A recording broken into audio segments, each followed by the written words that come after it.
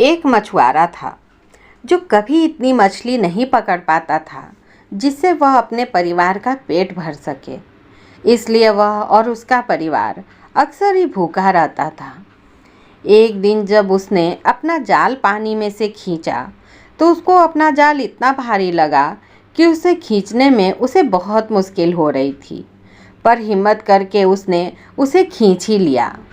उसने देखा कि जाल में इतने बड़े साइज का केकड़ा फंसा हुआ था जिसको एक आंख भर कर तो वह देख भी नहीं सकता था। ओह, आखिर आज कितना बड़ा शिकार हाथ लगा।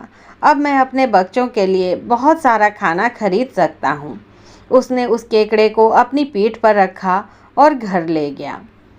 उसने अपनी पत्नी को आग जलाकर उसके ऊपर एक पानी भरा बर्तन रखने को कहा, क्योंकि वह जल्दी ही बच्चों के लिए खाना लेकर लौटने वाला था, और वह खुद उस केकड़े को लेकर राजा के महल चल दिया। वहां जाकर वह राजा से बोला, हुजूर, मैं आपसे इसलिए मिलने आया हूँ कि आप मुझसे यह केकड़ा खरीद लीजिए। मेरी पत्नी ने बर्तन आग पर रख दिया है, पर मेरे पास पैसे नहीं हैं जिससे मैं अपने बच्चों के लिए खाना खरीद सकूं। राजा बोला, पर मैं केकड़े का क्या करूंगा? क्या तुम किसी और को नहीं बेच सकते? तभी राजा की बेटी वहां आ गई और उस केकड़े को देखकर बोली, अरे कितना अच्छा केकड़ा है पिताजी, इसे आप मेरे लिए खरीद दीजिए ना। हम इसको अपने मछली वाले तालाब में सुनहरी मछलियों के साथ रखेंगे। राजा की बेटी को मछलियाँ बहुत अच्छी लगती थी। वह उस तालाब के किनारे बैठी घंटों घंटों उन मछलियों को देखती रहती थी जो उसमें तैरती रहती थीं। उसका पिता अपनी बेटी की किसी बात को ना नहीं कर पाता था, सो उसने उसके लिए वह केकड़ा खरीद दिया। उस मछुआरे ने उसे राजा के मछली के तालाब में डाल दिया। राजा ने उसको सोने के सिक्कों से भरा एक बटुआ दे दिया जिससे वह अपने बच्चों को 1 महीने तक खाना खिला सकता था। केकड़ा वहीं छोड़कर वह मछुआरा वहां से चला गया। अब राजकुमारी सारा समय वहीं उस मछली वाले तालाब के किनारे ही बैठे रहती और उस केकड़े को ही देखती रहती। उस केकड़े को देखते देखते वह थकती ही नहीं थी।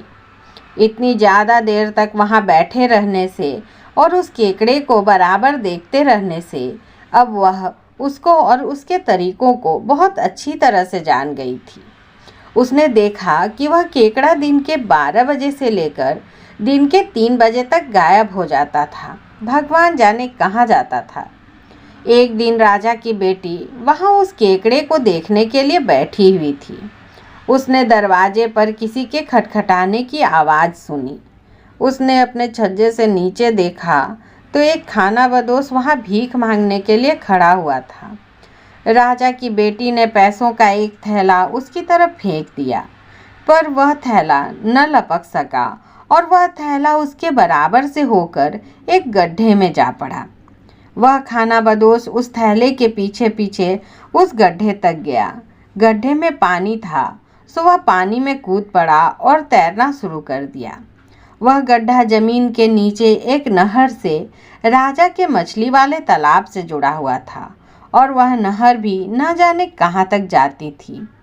वह आदमी उस मछली वाले तालाब तक पहुंचकर उस नहर में निकल गया और एक बहुत बड़े जमीन के नीचे बने कमरे के बीच में बने हुए एक छोटे से बेसिन में निकल आया। उस कमरे में बहुत बढ़िया पर्दे लगे हुए थे और एक बहुत ही सुंदर मेज लगी थी। वह आदमी उस बेसिन में से बाहर निकला और एक पर्दे के पीछे छिप गया। जब दोपहर के 12 बजे तो उस बेसिन में से एक परी बाहर निकली जो एक केकड़े के ऊपर बैठी हुई थी। उसने और केकड़े दोनों ने मिलकर बेसिन का पानी बाहर कमरे में उलीच दिया। फिर परी ने अपनी जादू की छड़ी से केकड़े को छुआ तो केकड़े के खोल से एक बहुत सुंदर नौजवान निकल आया। वह नौजवान मेज के पास रखी एक कुर्सी पर बैठ गया। परी ने फिर अपनी जादू की छड़ी मेज पर मारी तो वहाँ स्वादिष्ट खाना और शरबत आ गया। अब नौजवान ने अपना खाना पीना खत्म कर लिया तो वह फिर अपने केकड़े वाले खोल में घुस गया। परी ने केकड़े के उस खोल को फिर से छुआ तो वह केकड़ा उस परी को लेकर फिर से बेसिन में कूद गया और उसको लेकर पानी में गायब हो गया। अब वह आदमी पर्दे के पीछे से निकल आया और बेसिन के पानी में कूदकर फिर से राजा के मछली वाला तालाब में आ गया। राजा की बेटी अभी भी वहीं बैठी अपनी मछलियों को तैरता देख रही थी। उस आदमी को उस तालाब में से निकलते देखकर उसने उससे पूछा, अरे तुम यहाँ क्या कर रहे हो? वह आदमी बोला, राजकुमारी जी, मैं आपको एक बहुत ही आश्चर्यजनक बात बताना चाहता हूँ। फिर वह उस तालाब में से बाहर निकल आया और उसको वह सब कुछ बताया जो वह अभी अभी देख कर आया था। राजकुमारी बोली, अच्छा तो अब मेरी समझ में आया कि यह केकड़ा 12 से 3 बजे के बीच में कहाँ जाता है। ठीक है, कल दोपहर हम दोनों एक साथ वहाँ जाएंगे और देखेंगे। सो अगले दिन वे दोनों उस तालाब के पानी में तैरकर उस जमीन के नीचे बनी नहर में तैरे और उस कमरे में बने बेसिन में आ निकले। बेसिन में से निकलकर वे एक पर्दे के पीछे छिप गए। दोपहर के ठीक 12 बजे उस बेसिन में से वह परी एक केकड़े के ऊपर बैठी बाहर निकली। उसने अपनी जादू की छड़ी केकड़े के खोल से छुआई तो उसमें से एक सुंदर नौजवान बाहर निकल आया और मेज के पास पड़ी एक कुर्सी पर बैठ गया। राजकुमारी को वह केकड़ा तो पहले से ही अच्छा लगता था, पर अब वह उसमें से निकले सुंदर नौजवान को देखकर उसके प्रेम में पड़ गई। अपने पास ही पड़ा केकड़े का खाली खोल देखकर वह उस खोल के अंदर छिप गई। जब वह नौजवान अपना खाना पीना खत्म करके अपने खोल में वापस आया तो वहाँ एक सुंदर लड़की को पाकर उसने उससे फुसफुसा कर पूछा, ये तुमने क्या किया? अगर कहीं परी ने देख लिया तो वह हम दोनों को मार देगी। राजा की बेटी ने भी फुसफुसा कर जवाब दिया, पर मैं तुमको उस जादू से छुड़ाना चाहती हूँ। बस मुझे यह बता दो इसके लिए मुझे क्या करना है। नौजवान बोला, यह नामुमकिन है। मुझे इस जादू से वही लड़की बचा सकती है जो मुझे इतना प्यार करती हो, जो मेरे साथ मरने के लिए तैयार हो। राजा की बेटी बेहिचक बोली, मैं वो लड़की हूँ। मैं तुमसे प्यार करती हूँ और तुम्हारे लिए मरने के लिए भी तैयार हूँ। जब उस केकड़े के खोल के अंदर उन दोनों में ये सब बातें चल रही थी, तब वह परी उस केकड़े के खोल पर बैठी और उस नौजवान ने रोज की तरह केकड़े के पंजे बनाए और उस परी को लेकर वहाँ से जमीन के अंदर वाली नहर से होकर खुले समुद्र में ले गया। उस परी को जरा सा भी शक नहीं हुआ कि उस खोल के अंदर राजा की बेटी भी छिपी हुई थी। जब वह परी को उसकी जगह छोड़कर वापस उस मछलियों वाले तालाब में आ रहा था तो उस नौजवान ने, जो एक राजकुमार था, राजा की बेटी को, जो अभी भी उस केकड़े के खोल में उसके साथ बैठी थी, बताया कि वह इस जादू से कैसे आज़ाद हो सकता है। उसने कहा, तुमको समुद्र के किनारे वाली एक चट्टान पर चढ़ना पड़ेगा और वहाँ जाकर कुछ बजाना और गाना गाना पड़ेगा। परी को संगीत बहुत अच्छा लगता है, तो जैसे ही वह तुम्हारा गाना सुनेगी, वह गाना सुनने के लिए पानी में से बाहर निकल आएगी। वह तुमसे कहेगी, और गाओ ओ सुंदर लड़की, और गाओ, तुम्हारा संगीत तो दिल को खुश कर देने वाला है। तब तुम जवाब देना, मैं ज़रूर गाऊंगी, अगर तुम अपने बालों में लगा फूल मुझको दे दो तो। जैसे ही तुम अपने हाथ में वह फूल ले लोगी, मैं उसके जादू से आज़ाद हो जाऊंगा, क्योंकि वह फूल ही मेरी ज़िंदगी है। इस बीच में वह केकड़ा मछलियों वाले तालाब में पहुंच चुका था, सो उसने राजा की बेटी को उस खोल में से बाहर निकाल दिया।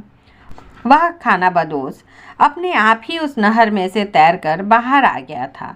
नहर में से निकलकर जब उसको राजा की बेटी कहीं दिखाई नहीं दी तो उसको लगा कि वह तो बड़ी मुश्किल में पड़ गया है। अब वह राजा की बेटी को कहाँ ढूंढे। फिर उसने देखा कि जल्दी ही वह लड़की मछलियों वाला तालाब में से निकल आई। उसने उस खानाबदोश को धन्यवाद दिया और उसको बहुत सारा इनाम भी दिया। इसके बाद वह अपने पिता के पास गई और उससे कहा कि वह संगीत सीखना चाहती थी। अब क्योंकि राजा उसको किसी भी चीज़ के लिए मना नहीं कर सकता था, सो उसने अपने राज्य के सबसे अच्छे संगीतज्ञों और गवैयों को बुलाया और उनको अपनी बेटी को संगीत सिखाने के लिए रख दिया। जब उसने संगीत सीख लिया तो उसने अपने पिता से कहा, पिताजी, अब मैं समुद्र के किनारे वाली चट्टान पर बैठकर वायलिन बजाना चाहती हूँ। क्या समुद्र के किनारे चट्टान पर बैठकर वायलिन बजाना चाहती हो? क्या तुम्हारा दिमाग खराब हो गया है? राजा ने कहा, पर फिर हमेशा की तरह से उसको वहाँ जाने की इजाज़त भी दे दी। पर उसने उसकी सफ़ेद पोशाक पहने 8 दासियाँ उसके साथ कर दी और उन सब की सुरक्षा के लिए उन सब के पीछे कुछ दूरी से कुछ हथियारबंद सिपाही भी भेज दिए। राजा की बेटी ने चट्टान पर बैठकर अपनी 8 दासियों के साथ अपनी वायलिन बजानी शुरू की। संगीत सुनकर परी लहरों से निकलकर बाहर आई और उससे बोली, तुम कितना अच्छा बजाती हो ओ लड़की, बजाओ बजाओ, तुम्हारा यह संगीत सुनकर मुझे बहुत अच्छा लग रहा है। राजा की बेटी बोली, हाँ हाँ, मैं और बजाऊंगी, अगर तुम अपने बालों में लगा यह फूल मुझे दे दो, क्योंकि मुझे तुम्हारे बालों में लगा यह फूल बहुत पसंद है। परी बोली, यह फूल तो मैं तुम्हें दे दूंगी, अगर तुम इसको वहाँ ले जा सको जहाँ मैं इसको फेंकूं। उसने परी को विश्वास दिलाया, मैं इसको वहाँ से ज़रूर उठा लूँगी जहाँ भी तुम इसको फेंकोगी। और उसने फिर अपना वायलिन बजाना और गाना शुरू कर दिया। जब उसका गीत खत्म हो गया तब उसने परी से कहा, अब मुझे फूल दो। परी बोली, यह लो, और यह कहकर उसने वह फूल समुद्र में जितनी दूर हो सकता था फेंक दिया। राजा की बेटी तुरंत समुद्र में कूद गई और उस फूल को लेने के लिए उसकी तरफ लहरों पर तैरने लगी। उसकी 8 दासियां जो अभी भी चट्टान पर खड़ी थी चिल्लाईं, राजकुमारी को बचाओ, राजकुमारी को बचाओ। उनके चेहरों के ऊपर पड़े सफ़ेद पर्दे अभी भी हवा में हिल रहे थे। पर राजा की बेटी तैरती रही, कभी वह लहरों में छिप जाती तो कभी उनके ऊपर आ जाती। कुछ देर बाद उसको कुछ शक सा होने लगा था कि पता नहीं वह उस फूल तक कभी पहुंच भी पाएगी या नहीं, कि तभी एक बड़ी सी लहर आई और वह फूल उसके हाथ में समा गई। उसी समय उसने अपने नीचे से एक आवाज़ सुनी, तुमने मेरी ज़िंदगी मुझे वापस दी है, इसलिए मैं तुमसे शादी करना चाहता हूँ। अब तुम डरो नहीं, मैं तुम्हारे नीचे ही हूँ, मैं तुमको किनारे तक पहुँचा दूँगा, पर तुम यह बात किसी को बताना नहीं, अपने पिता को भी नहीं। अब मैं अपने माता पिता के पास जाता हूँ और जाकर उनको यह बात बताता हूँ और फिर 24 घंटे के अंदर आकर मैं तुम्हारे माता पिता से तुम्हारा हाथ मांगता हूँ। उस समय क्योंकि तैरते तैरते राजा की बेटी की सांस फूल रही थी, इसलिए वह केवल इतना ही कह सकी, हाँ हाँ मैं समझती हूँ। इतने में वह केकड़ा उसको किनारे पर ले आया। जब वह अपने घर पहुँची तो उसने राजा से केवल इतना ही कहा कि वहाँ वायलिन बजाकर उसको बहुत मज़ा आया।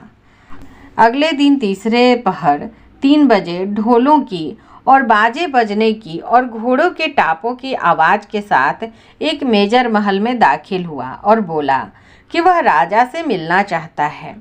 उसको राजा से मिलने की इजाज़त दे दी गई और फिर राजकुमार ने राजा से उसकी बेटी का हाथ मांगा। राजकुमार ने राजा को अपनी सारी कहानी सुनाई। राजा उसकी कहानी सुनकर सकते में आ गया, क्योंकि अभी तक तो उसको इन सब बातों का कुछ भी पता नहीं था। उसने अपनी बेटी को बुलाया तो वह भागती हुई चली आई और अपने पिता से कहा, यही मेरा दूल्हा है पिताजी, मैं इसकी दुल्हन बनना चाहती हूँ। राजा ने समझ लिया कि अब वह कुछ भी नहीं कर सकता था सिवाय इसके कि वह अपनी बेटी की शादी उस राजकुमार के साथ कर दे, और उसने उन दोनों की शादी कर दी।